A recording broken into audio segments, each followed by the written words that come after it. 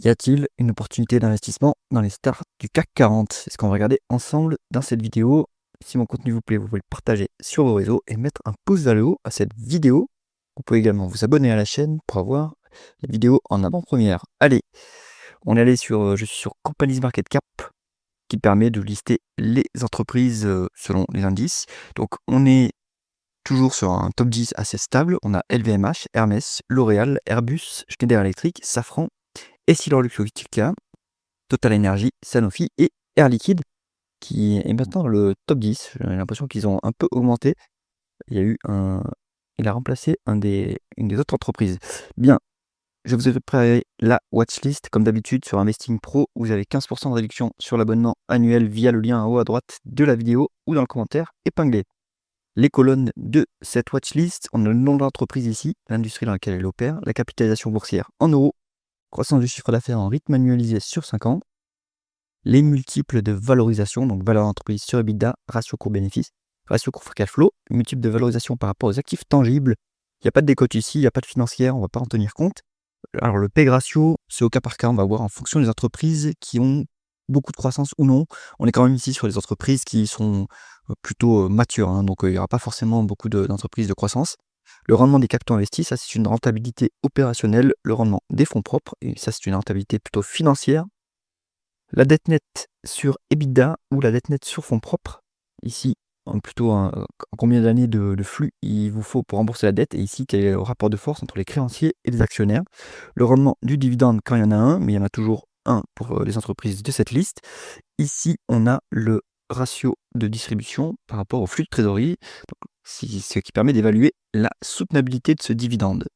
Le premier dossier de cette liste, l'habitué de cette première position, elle a été un peu challengée cette année, mais c'est évidemment LVMH. On est donc dans le luxe, 312 milliards d'euros de market cap, 10% de croissance du chiffre d'affaires en rythme annualisé sur 5 ans.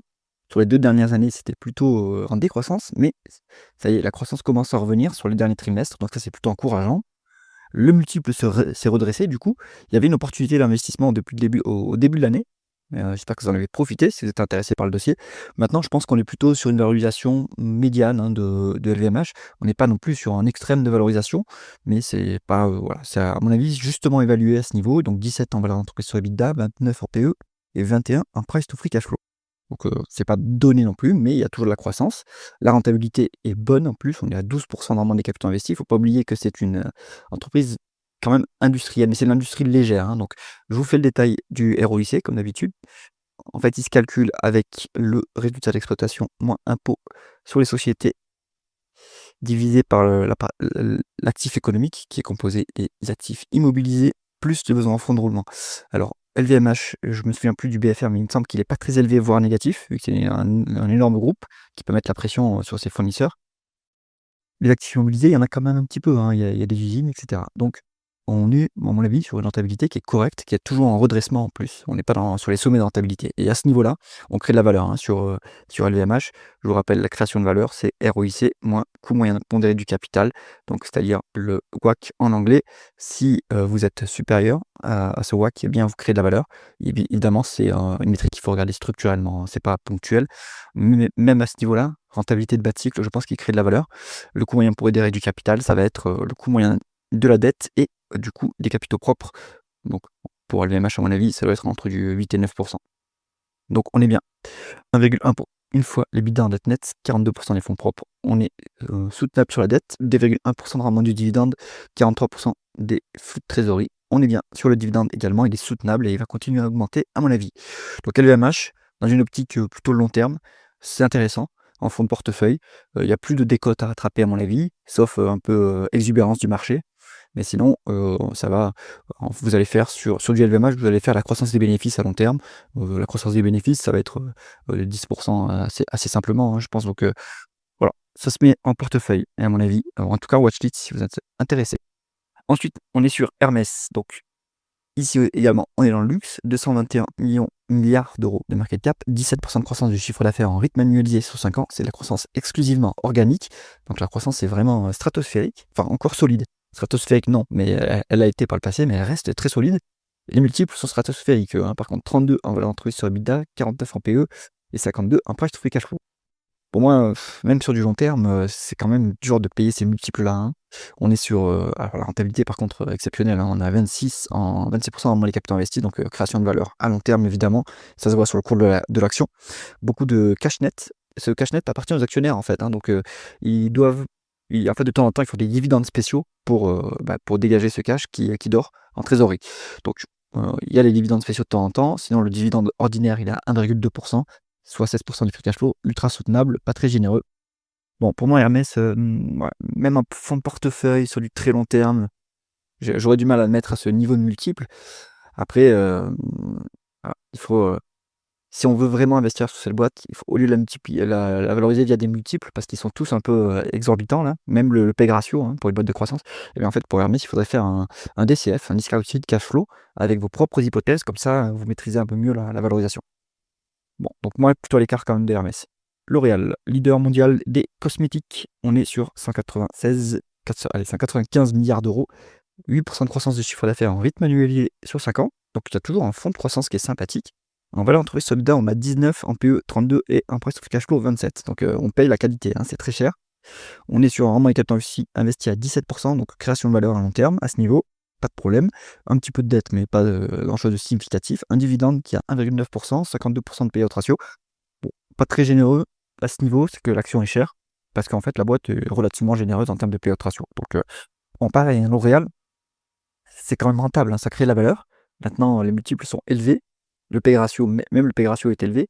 Là, il est en négatif parce que les analystes s'attendent à. Je vais vous faire le PE ratio, en fait, c'est le ratio entre le PER forward, donc les bénéfices des 12 prochains mois estimés par les analystes, le multiple de bénéfices des 12 prochains mois estimés par les analystes, divisé par la variation des bénéfices par action, à nouveau estimée par les analystes. Donc là, quand même, vous prenez des hypothèses qui vous sont données par des analystes, hein.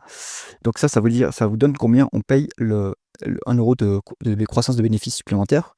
Ici, comme on est en négatif, c'est-à-dire que la croissance des bénéfices est en chute. Donc ils vont peut-être des croissances des bénéfices. Bon, tout ça pour dire que L'Oréal, moi aussi, là aussi, j'aurais du mal. En tout cas, si on regarde des multiples de valorisation, et il faut peut-être faire à nouveau un DCF pour vérifier ces hypothèses. Moi, je pense que plutôt à l'écart également de L'Oréal. Airbus, on est dans l'aérospatiale, la défense. Bon, la boîte marche très bien puisqu'ils ont un carnet de commandes qui est très rempli avec les déboires de Boeing et aussi les commandes militaires. Donc le carnet de commandes est plein. Leur principal problème maintenant, c'est comment délivrer cette croissance, hein. C'est délivrer ce carnet de commandes. Donc en fait, on a une décroissance en rythme annualisé sur 5 ans, mais ça, je pense qu'à mon avis, c'est du passé. Maintenant, la croissance va être forte, mais il va falloir monter la capacité de production. Les multiples, bon, élevé quand même, hein. 18 en valeur d'entreprise sur EBITDA, 31 PE, 43 en price to free cash flow. Mais vous regardez le PEG ratio, on est à 0,6, hein. Donc la croissance, bon, moi je fais pas de croissance, hein, mais en tout cas, si vous faites de la croissance des bénéfices est potentiellement sous-évaluée sur Airbus, hein. Donc la croissance est sous-évaluée. Si on regarde les multiples passés, ça a l'air cher, mais c'est du passé. On a du carnet de commande qui est rempli, on a la croissance future. Le pay ratio, lui, est un peu bas, hein. Donc vous payez 56 centimes, 1 euro de croissance de bénéfices supplémentaires. Bon, pourquoi pas. On est sur une création de valeur en plus à ce niveau, hein. 13% dans les capitaux investis, c'est pas mal. En plus, c'est hyper intensif en capital, hein, comme métier, donc ça se passe bien pour Airbus. Quasiment pas de dette à signaler. En fait, ils ont un modèle d'affaires où ce sont les clients qui, enfin, ils ont des acomptes, hein, pour réaliser les avions, et cetera. Donc en fait, structurellement, ils sont à BFR négatif, Airbus, donc ils ont un petit peu de dette quand ils font des acquisitions. 1,5% de rendement du dividende, 45% des free cash flow. Bon, ce dividende, à mon avis, il est plutôt symbolique. Vu les besoins d'investissement, je suis pas sûr que ce dividende va augmenter. Bien sûr, Airbus, moi, je suis plutôt positif, parce que la croissance est quand même sous-évaluée, à mon avis. Et donc, ça peut se mettre en watchlist et il y a une tendance de long terme qui est porteuse. Donc plutôt positif sur Airbus. Schneider Electric, donc là on est sur la thématique de long terme de l'électrification, de l'économie et aussi de l'IA, hein, puisqu'ils font l'équipement des data centers. Donc on est sur 133 milliards d'euros de market cap, 7% de croissance du chiffre d'affaires en rythme annualisé sur 5 ans. Un fonds de croissance qui est sympathique. Les multiples sont élevés, 19 en valeur d'entreprise sur EBITDA, 31 en PE, 32 en price to free cash flow. La croissance est un peu chère aussi. En fait, il faut être en dessous de 1 pour voir que la croissance est sous-évaluée, ou on peut regarder un multiple médian sur une période, mais bon, à 2,7, on peut pas dire qu'elle soit sous-évaluée non plus. La rentabilité est bonne à 12% dans le money capital investi, 1,6 fois le EBITDA en dette nette, 48% des free cash flow, 48% pardon, des fonds propres. On est sur un endettement qui est maîtrisé. et qui montent à chaque fois qu'ils font des acquisitions. 1,1% de rendement du dividende, 52% des payout du free cash flow. Bon, pas très généreux, enfin généreux en termes de payout ratio, mais pas très généreux en termes de rendement. C'est parce que l'action est chère. Je trouve que la croissance n'était pas sous-évaluée à ce niveau. Donc Schneider Electric, là, à nouveau, je serais plutôt à l'écart quand même. Ensuite, on est sur Safran. Donc, on est à nouveau sur la thématique aérospatiale et défense. Un fournisseur de Airbus, 126 milliards d'euros de market cap, 1,9% de croissance du chiffre d'affaires en rythme annualisé sur 5 ans. Pareil, cette croissance, elle va exploser. Déjà dans les dernières années, elle a augmenté. Dans les prochaines années, ça va continuer, puisqu'on est sur une thématique défense. 21 en valeur d'entrée sur EBITDA, 29 en PE, 31 en price sur free cash flow. Donc, c'est très cher en termes de multiples passés, mais en PEG ratio, on est à 0,2. Donc, potentiellement, une sous-évaluation de la croissance. 18% de rendement des capitaux investis, c'est très bon. En plus, en rendement des fonds propres, on a 35%. Donc il faut voir comment c'est obtenu. Est-ce qu'ils rachètent des actions? Je ne crois pas. Peut-être qu'il y a des participations mises en équivalence qui font que le bénéfice augmente. Donc à voir. Mais déjà, avec un euro ici à 18 pour une boîte intensive en capital, des coûts moyens pondérés du capital, peut-être entre les 8 et 10% à la louche, on crée de la valeur sur Safran. Du cash au bilan, mais ça c'est parce que la boîte est BFR négative, donc attention, c'est pas du cash qui appartient aux actionnaires. 1% de rendement du dividende, 30% des free cash flow. Bon, pas très généreux. On n'est pas sur Safran pour faire du dividende. Et bien sur Safran, je trouve que le dossier est quand même intéressant parce que on est sur une sous-évaluation de la croissance potentiellement et une bonne rentabilité. Donc ça peut se mettre en watchlist, ça peut se mettre en portefeuille croissance également. Ensuite, on est sur Essilor Luxottica, donc leader mondial des verres optiques et des montures, avec la fusion avec Luxottica. On est sur 126 milliards d'euros de market cap, 9% de croissance du chiffre d'affaires en rythme annualisé sur 5 ans. Bon, les multiples, 25 en valeur d'entreprise sur EBITDA, 53 en PE, 38 en free cash flow, en pégration on a 23. Bon, c'est quand même, c'est pas donné. Les rentabilités sont basses, mais j'ai jamais creusé pourquoi est-ce que c'était aussi bas sur Essilor. Mais je pense qu'il y a un biais quelque part. Je pense que la boîte est quand même plus rentable que ce qui est indiqué ici, donc il faudrait revoir ces multiples-là. On a 1,7 en dette nette sur EBITDA, 30% des fonds propres, c'est bien à ce niveau. 1,4% de rendement du dividende, 16% des free cash flow. Ce dividende est soutenable, pas très généreux. Bon, Essilor, c'est beaucoup trop cher et même la croissance est hyper surévaluée à mon avis. La rentabilité affichée ici, elle a pas l'air très, très, très intéressante. Il faut voir si c'est vraiment à ce niveau-là, mais bon, voilà. Enfin, je pense qu'il vaut mieux être à l'écart de Essilor. Total Energy, on est dans une major pétrolière et gazière, 120 milliards d'euros de market cap, 2,1% de croissance du chiffre d'affaires en rythme annualisé sur 5 ans. Ça ne veut pas dire grand-chose, le chiffre d'affaires sur Total Energy, c'est un marché qui est très cyclique. On est sur une commodité, donc la boîte est price taker, elle prend le prix du marché. Donc il faut plutôt regarder la croissance en volume en fait. Et comme ils font de l'énergie aussi, la croissance de la production d'énergie, l'énergie électrique j'entends. Donc bon, c'est pas la métrique la plus intéressante à regarder. À mon avis, il vaut mieux regarder l'EBITDA sur Total Energy. On est à 4 en valeur entreprise sur EBITDA, 10 en PE, 10 en price to free cash flow. Bon, c'est pas très cher, ça reste pas très cher.